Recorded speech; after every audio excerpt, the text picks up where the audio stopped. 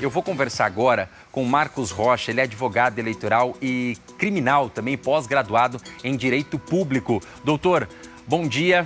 Bom dia, Bruno. Bem-vindo ao nosso programa. Obrigado. Prazer. Bem, graças a Deus. Nós fizemos um convite para o senhor aqui para a gente falar de um assunto que está sendo bastante repercutido na mídia, né, que é sobre esse indiciamento do ex-presidente Jair Bolsonaro. Para você que talvez não tenha situado sobre essa informação, o presidente Jair Bolsonaro e mais outras pessoas, né, estão sendo apontadas num laudo da Polícia Federal, numa investigação, apontando vários crimes ali que supostamente ele e essas pessoas teriam cometido. Ô Marcos, quais crimes são esses que são apontados então nesse relatório hoje da Polícia Federal que segue sob sigilo? Bom dia, cumprimento a audiência do Bora MS. A Polícia Federal apontou 3 crimes ali no seu relatório de 800 páginas. O primeiro crime é associação criminosa, né? O segundo crime é tentativa de abolição violenta do Estado Democrático de Direito. E o terceiro crime é o crime de golpe de Estado. O primeiro crime ele já existia, né, bastante, desde a última reforma do Código Penal, e esses 2 últimos crimes eles foram implementados justamente pelo próprio Jair Bolsonaro. Então, são essas 3 as capitulações delitivas que a Polícia Federal aponta no seu relatório. Algumas pessoas, doutor, falam assim, ele não cometeu o golpe de Estado porque não houve uma ruptura, isso não seria de fato uma tentativa, não poderia ser golpe, porque nós temos, por exemplo, o homicídio e a tentativa de homicídio, né? A tentativa de golpe de Estado já é um crime por si só, né? Porque depois que cometido, teoricamente, você não tem mais a democracia. Seria basicamente isso. Exatamente. No caso da abolição violenta do Estado Democrático de Direito, ainda assim, o próprio texto legal, ele fala em tentativa, né? No caso do golpe de Estado, ele não diz propriamente em relação ao Estado Democrático, às instituições. Ele diz em relação ao governo eleito. Então, está dizendo propriamente ali ao Poder Executivo. E ali trazendo a época do contexto fático ali, era justamente pós-eleições.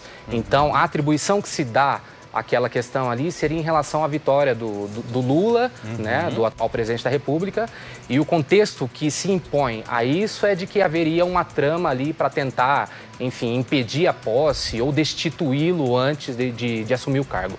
É basicamente esse o resumo da ópera aí feita pela Polícia Federal. Certo. Doutor, em relação a este caso, nós temos muitos questionamentos sendo feitos em relação ao relatório da Polícia Federal. Fala que o relatório ele é sigiloso, porém existem partes que foram vazadas, né?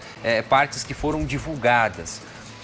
O porquê disso? O porquê dessa situação? Olha, ele é sigiloso, mas vocês podem saber de parte, a imprensa e a sociedade podem saber de uma parte ou não. Faça essa pergunta porque o presidente Jair Bolsonaro, o ex-presidente Jair Bolsonaro, ele disse que isso seria uma forma de vazar alguns trechos numa tentativa, na defesa dele, né, de que seria uma forma de manipular a opinião pública e de se criar uma narrativa. Eu gostaria que o senhor falasse um pouquinho sobre essa questão de sigilo e de partes que foram ou não divulgadas.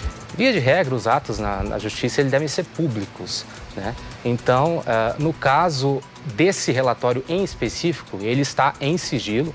Inclusive, as próprias partes envolvidas e mencionadas no inquérito, eles têm bastante acesso, para ter acesso a essas investigações, mesmo do âmbito pré-processual. E o que acontece é que tem sido feito vazamentos seletivos para a imprensa. Então, pessoas que são ligadas às investigações têm feito vazamentos, né, de determinados trechos para a imprensa, né? Nós tivemos agora, no último final de semana, um jornal de grande repercussão a nível nacional que publicou, né, alguns áudios, alguns trechos de um relatório que até então era para ser sigiloso. E aí, novamente, você entra numa questão que envolve a liberdade de imprensa, né, a apuração da imprensa, que também é legítimo, mas você tem pessoas, e isso já há muito tempo no Brasil, que fazem parte das investigações, que fazem parte dessas apurações, dessas diligências, que integram esse corpo investigativo, mas que, ao mesmo tempo, vazam isso de forma bastante seletiva. Então, acredito que essa reclamação dele tenha sido feita nesse sentido, né? Mas a Polícia Federal em si, ela não divulgou. O inquérito, oficialmente, pela Polícia Federal, ele é sigiloso. o vazamento que tem sido feito até o momento são por matérias jornalísticas, né? Ou seja, essas informações que vazaram até então não foram vazamentos oficiais da Polícia Federal, e sim de pessoas que talvez possam integrar a polícia ou pessoas ligadas próximas que tiveram acesso a essas informações e de alguma forma vazaram para a imprensa para que isso tornasse público. Exatamente. Oficialmente a Polícia Federal mantém, né, a informação de que o inquérito ele é sigiloso e não divulga, né? Isso a própria imprensa, quando ela envia requerimentos à Polícia Federal solicitando informações a respeito do inquérito, a resposta que a imprensa recebe, e eu falo isso porque eu também exerço ofício de jornalista, a resposta que a imprensa recebe é que não é possível porque o inquérito encontra-se sob sigilo. Mas a gente sabe que existem vazamentos, né? Então, eu acredito que tenha sido esse tipo de vazamento que o ex-presidente esteja se referindo. Em sua manifestação. Certo. Doutor, o que pode acontecer com o ex-presidente Jair Bolsonaro e os demais que estão sendo indiciados? Já existe, automaticamente podemos dizer que eles já são investigados de fato, que eles já estão sendo processados? Quais são os próximos passos daqui para frente? Existe a previsão de que o ex-presidente possa ser preso? Bom, ele já é investigado desde o início, né? Porque o indiciamento, ele vem da Polícia Federal. E a Polícia Federal, ela o investiga, não só ao ex-presidente, mas a todos que são citados na matéria, na investigação, desde o início, né? Então, de fato, eles já estão sendo investigados há bastante tempo. O que vai ser feito a partir de agora é que esse relatório das 800 páginas vai ser encaminhado ao Ministério Público Federal, no caso, à Procuradoria-Geral da República, que vai avaliar se a partir desse relatório se tem indício de autoria, materialidade, para que seja feita uma denúncia ao Supremo Tribunal Federal, que vai ser o órgão responsável por analisar e julgar as pessoas que estão sendo mencionadas nesse relatório, né? Então, nesse momento, ele está na condição de indiciado. Ele foi investigado, né?